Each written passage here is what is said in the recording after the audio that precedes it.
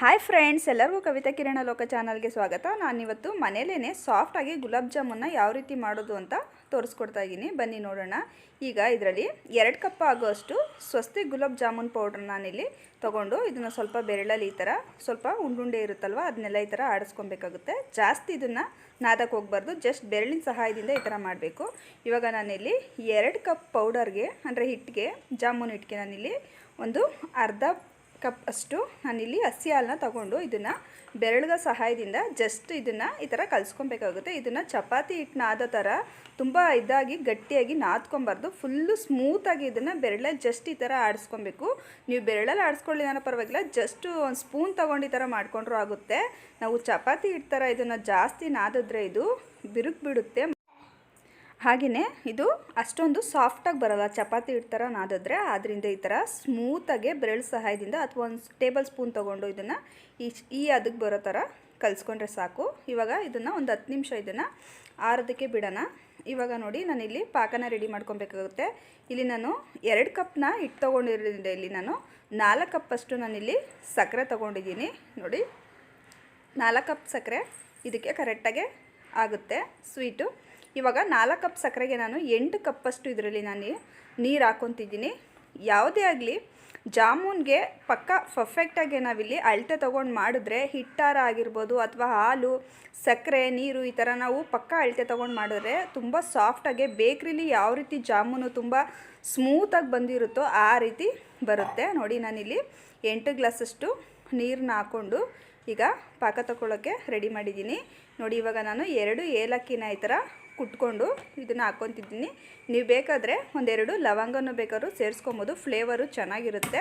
ನೋಡಿ, ಇವಾಗ ಒಂದು ಚಿಟಿಕೆಯಷ್ಟು ಉಪ್ಪನ್ನ ಹಾಕ್ಕೊಂಡಿದ್ದೀನಿ. ಸ್ವೀಟ್ನ ಮಾಡಬೇಕಾದ್ರೆ ಒಂದು ಸ್ವಲ್ಪ ಚಿಟಿಕೆಯಷ್ಟು ಉಪ್ಪು ಹಾಕಿದ್ರೆ ಟೇಸ್ಟು ತುಂಬ ಚೆನ್ನಾಗಿ ಬರುತ್ತೆ. ಸೊ ಹಾಗಾಗಿ ನಾನಿಲ್ಲಿ ಒಂದು ಚಿಟಿಕೆಯಷ್ಟು ಉಪ್ಪು ಹಾಕ್ಕೊಂಡಿದ್ದೀನಿ. ನೋಡಿ, ಇವಾಗ ಹಿಟ್ಟನ್ನ ತಗೊಂಡು ಕೈಗೆ ಸ್ವಲ್ಪ ತುಪ್ಪನ ಸವರ್ಕೊಬೇಕಾಗುತ್ತೆ. ಟೇಸ್ಟು ತುಂಬ ಚೆನ್ನಾಗಿರುತ್ತೆ ಜಾಮೂನ್ಗೆ.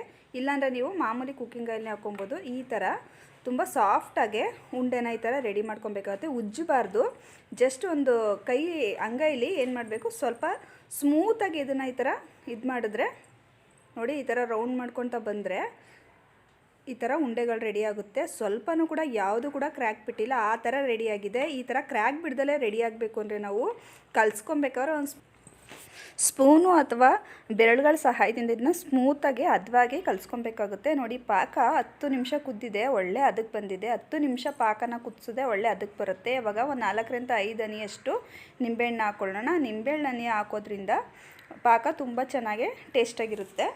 ಈ ಥರ ನಿಂಬೆಹಣ್ಣು ರಸನ ಹಾಕೋದ್ರಿಂದ ಪಾಕ ತುಂಬ ಟೇಸ್ಟಾಗಿರುತ್ತೆ ಮತ್ತು ಬೇಗನೂ ಗಟ್ಟಿಯಾಗಲ್ಲ. ನೋಡಿ, ಇವಾಗ ಜಾಮೂನ್ ಬೇಯಿಸೋದಕ್ಕೆ ಎಣ್ಣೆ ಕಾದಾದಮೇಲೆ ಇದು ಐ ಫ್ಲೇಮಲ್ಲಿ ಎಣ್ಣೆನ ಕಾಯಿಸ್ಕೊಳ್ಳಿ. ಜಾಮೂನ ಬೇಯಿಸ್ಬೇಕಾದ್ರೆ ಮೇಯ್ನ್ ತುಂಬ ಇಂಪಾರ್ಟೆಂಟ್ ಪಾಯಿಂಟ್ ಅಂದರೆ ಇದನ್ನು ಫುಲ್ಲು ಲೋ ಫ್ಲೇಮಲ್ಲೇ ಬೇಯಿಸ್ಕೊಬೇಕು. ಪರ್ಫೆಕ್ಟಾಗಿ ಬೇಯಬೇಕು ಅಂದರೆ 10 ನಿಮಿಷ ಅಂತೂ ಇದನ್ನು ಬೇಯಿಸಲೇಬೇಕು. ಫುಲ್ಲು ಕಡಿಮೆ ಊರಿಲಿ ಬೇಯಿಸಬೇಕು. ನೀವು ಇದನ್ನು ಮೀಡಿಯಮ್ ಫ್ಲೇಮು ಇಲ್ಲ ಐ ಫ್ಲೇಮಲ್ಲಿ ಹಾಕ್ಕೊಂಡ್ರೆ ಜಸ್ಟ್ ಬೇಗನೆ ಇದು ಬ್ರೌನ್ ಶೇಡಲ್ಲಿ ಬಂದುಬಿಡುತ್ತೆ, ಬಟ್ ಒಳಗಡೆ ಸ್ವಲ್ಪನೂ ಬೆಂದಿರಲ್ಲ. ಹಾಗಾಗಿ ಇದು 10 ನಿಮಿಷನ ಕರೆಕ್ಟಾಗಿ ಇದನ್ನು ಲೋ ಫ್ಲೇಮಲ್ಲೇ ನಾವು ಇದನ್ನು ಬೇಯಿಸ್ಕೊಬೇಕಾಗುತ್ತೆ. ಈ ಥರ ಒರಳಾಡಿಸ್ತಾನೆ ಇರಬೇಕು. ಈ ಥರ ಒರಳಾಡಿಸ್ಕೊಂಡು ಬೇಯಿಸೋದ್ರಿಂದ ಸುತ್ತನೂ ಚೆನ್ನಾಗಿ ಬೇಯುತ್ತೆ ಮತ್ತು ಒಳಗಡೆನೂ ಕೂಡ ಚೆನ್ನಾಗಿ ಬೇಯುತ್ತೆ. ನೋಡಿ, ಕೈ ಬಿಡ್ದಲೇ ಇದನ್ನು ಹತ್ತಿತ್ತ ಒರಳಾಡಿಸ್ತಾ ಬೇಯಿಸ್ಕೊಬೇಕಾಗುತ್ತೆ. ಇದು ಕರೆಕ್ಟಾಗಿ 10 ನಿಮಿಷ ಬೇಯಿಸಿದ್ರೆ ಒಳ್ಳೆ ಬಣ್ಣ ಬಂದಿರುತ್ತೆ. ಕರೆಕ್ಟಾಗಿ ಗೋಲ್ಡನ್ ಕಲರ್ ಬರಬೇಕಿದು. ನೋಡಿ, ಕರೆಕ್ಟಾಗಿ ಬೆಂದಿದೆ. ಇವಾಗ ಜಾಮೂನು ಎಲ್ಲದೂ ಕೂಡ ಒಂದೇ ಹದದಲ್ಲಿ ಬೆಂದಿದೆ. ಇವಾಗ ತೆಗ್ದಿದ್ದನ್ನು ಸಕ್ಕರೆ ಪಾಕದೊಳಗಡೆಗೆ ಹಾಕೊಬೇಕಾಗುತ್ತೆ. ಸಕ್ಕರೆ ಪಾಕ ತುಂಬ ಬಿಸಿ ಇರೋದು ಬೇಡ, ಪೂರ್ತಿ ತಣ್ಣಗಿರೋದು ಬೇಡ, ಸ್ವಲ್ಪ ಉಗುರು ಬೆಚ್ಚಾಗಿರಬೇಕು. ನೋಡಿ, ಅದೇ ರೀತಿ ಮಿಕ್ಕಿರೋವಂಥ ಉಂಡೆಗಳನ್ನೂ ಕೂಡ ನಾನಿಲ್ಲಿ ಬೇಯಿಸ್ಕೊತಾ ಇದ್ದೀನಿ.